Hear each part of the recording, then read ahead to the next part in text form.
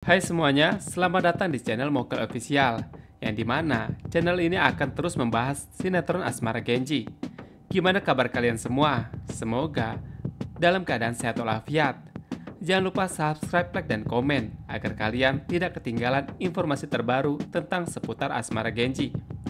Dan seperti yang kita ketahui, di teras cafe sore itu, suasana penuh dengan persiapan. Anak-anak sibuk menyiapkan segala hal untuk acara party yang akan digelar malam nanti di base camp mereka. Kursi-kursi digeser, meja-meja ditata, dan yang mengurus dekorasi. Ada juga yang sibuk mengatur daftar lagu. Suasana sangat ramai, tapi di tengah keramaian itu, Akila justru memilih untuk membuka luka lama yang selama ini ia pendam. Dengan wajah yang terlihat tegas, ia menyingkap semua kejadian yang dulu menimpa saat acara pensi. Semua orang mendengar dengan seksama, termasuk Pio, Fatah, Jara William, dan juga Harry. Gaun cantik yang seharusnya ia kenakan saat itu ketika tampil di acara pensi, malah ia lihat dengan adanya sobekan di belakang. Dan piano yang menjadi instrumen utama penampilannya saat itu juga dirusak hingga tidak bisa dimainkan. Namun pada akhirnya saat itu, Harry datang menyelamatkan piano tersebut hingga akhirnya Akila dapat memainkannya di atas panggung pensi. Dan bahkan saat itu yang melakukan atraksi panahan, seorang yang diduga suruhan Cantika sengaja mengarahkan sorot lampu tepat ke wajah untuk mengagalkan konsentrasi Akila. Dan semua itu membuat Akila pernah merasa jatuh, malu, dan hancur di depan banyak orang. Kenangan itu masih membekas kuat. Rasa sakit dan marah yang ia tahan begitu lama akhirnya tumpah juga. Dalam hati Akila benar-benar ingin Cantika merasakan hal yang sama dengannya. Ingin membalas dendam agar semua luka yang ia tanggung terasa seimbang. Namun di sisi lain, kehadiran Harry menjadi tembok yang menahan luapan emosi Akila. Harry seakan menjadi pengingat hidup bahwa dendam hanya akan menjerat dirinya sendiri. Harry juga menegaskan kepada Akila lewat sikap dan kehadirannya bahwa semua langkah balas dendam hanya akan membuat Akila kehilangan atau rugi dua kali, harga diri dan kebebasan. Akila tahu jika ia sampai bertindak, maka hukuman dari sekolah akan jatuh kepada Akila, bukan pada Cantika. Dalam benaknya, kata-kata Harry menggema, seolah menuntun agar ia tidak jatuh pada jurang yang sama dengan Cantika.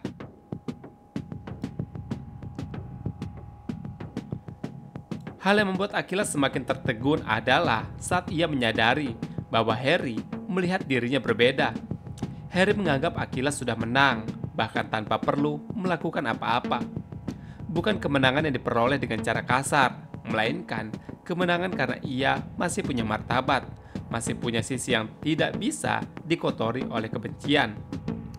Pikiran itu membuat Akila terjebak dalam perasaannya yang campur aduk, antara rasa marah yang belum padam, rasa bingung atas ucapan Harry, dan rasa penasaran apakah perhatian itu lahir semata karena persahabatan atau ada sesuatu yang lebih dalam. Tanpa sadar, malam itu bukan hanya tentang persiapan pesta, melainkan juga tentang pertarungan batin Akila sendiri, antara dendam yang membara atau hati yang mulai luluh karena seseorang yang selalu berdiri di sisinya, yaitu Harry. Di teras kafe sore itu, ramai meledak benar-benar membuat suasana berubah drastis. Semua orang yang hadir akhirnya tahu dengan jelas bahwa dalang di balik semua penderitaan Akila selama ini adalah Cantika. Gaun yang sobek, piano yang dirusak, bahkan trik licik untuk membuat mental Akila saat di panggung pensi tersebut, semuanya terbuka di depan mata. Fakta itu membuat wajah Cantika tertunduk dan menangis, sementara yang lainnya hanya bisa saling pandang dengan perasaan campur aduk. Dari kejadian itu, mereka akhirnya bersepakat untuk tidak melibatkan Cantika dalam party malam ini di base camp mereka. Bukan semata karena ingin mengusir, tapi juga lebih karena takut kehadiran Cantika akan merusak suasana. Party yang harusnya penuh tawa, musik, dan kebersamaan bisa berubah menjadi ladang pertengkaran jika Cantika ikut hadir dalam acara tersebut. Keputusan itu dibuat demi menjaga kenyamanan bersama, meskipun pahit bagi sebagian orang. Cantika memang menangis malam itu, tapi bukan karena dirinya diabaikan oleh atau diusir dari lingkaran pertemanan. Air matanya jatuh karena sesuatu yang jauh lebih dalam, yaitu kata-kata Harry kepadanya.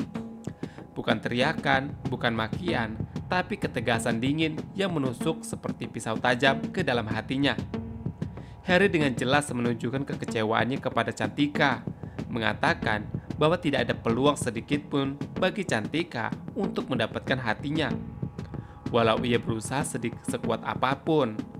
Karena bagi Harry semua yang dilakukan oleh Cantika sudah melampaui batas, sebuah obsesi yang dibungkus dengan keegoisan dan menghalalkan segala cara untuk mendapatkannya.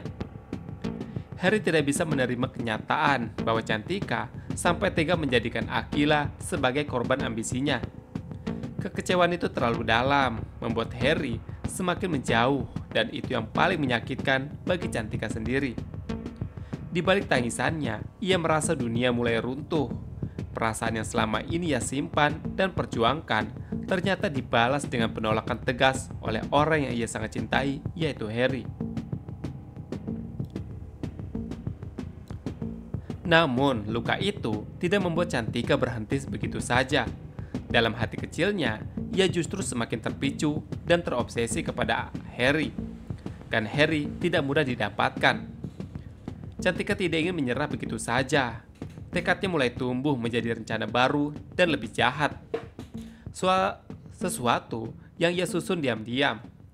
Cantika bertekad bahwa bagaimanapun caranya, ia akan menemukan jalan untuk membuat Harry kembali melihatnya, meski harus mengorbankan banyak hal lagi.